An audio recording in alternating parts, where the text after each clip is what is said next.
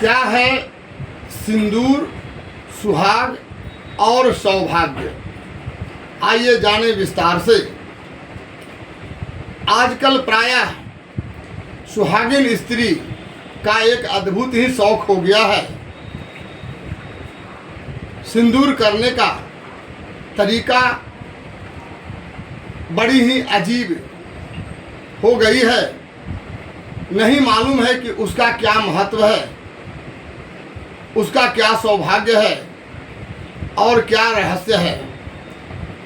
जो भी सुहागिन स्त्री अपने मांग में सिंदूर लगभग एक बित्ता के 3 हिस्से की दूरी तक अपने मांग में सिंदूर भरती है, ऐसे सिंदूर करने से उसके पुरुष की आयु में वृद्धि होती है। उन्हें यह नहीं पता कि जिस तरह से हर स्त्री पुरुष के हाथों में जीवन रेखा करके एक लकीर होती है, स्त्रियों के मांग में अगर सिंदूर जितना ही कम किया जाता है, उसके पति की आयु उतना ही क्षीण होती जाती है। परंतु शायद यह शर्म और व्यंग का विषय बन गया है आज के फैशन के दौर में कि स्त्रियां सिंदूर को मात्र एक चिन्ह बनाना चाहती है। यह चिन्ह तो जरूर है, पर यह चिन्ह सुहाग का है, सौभाग्य का है और उसके पति के पूर्ण रूप से दीर्घायु होने का है।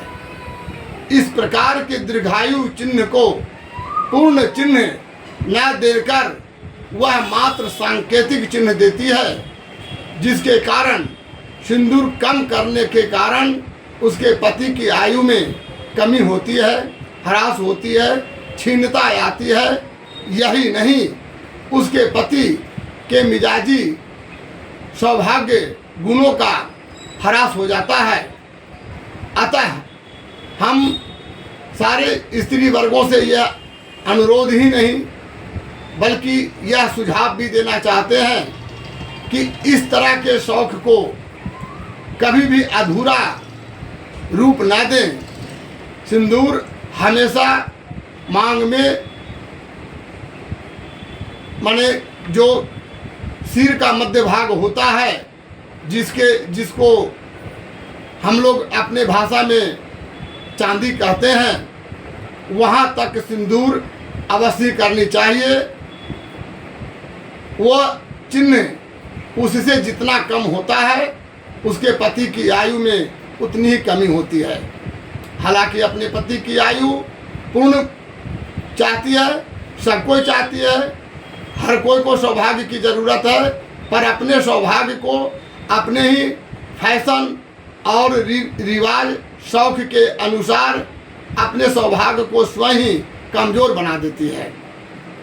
अतः सिंदूर पूर्ण करें, इससे अपनी और पति के जीवन रेखा में वृद्धि होती है, सौभाग्य की वृद्धि होती है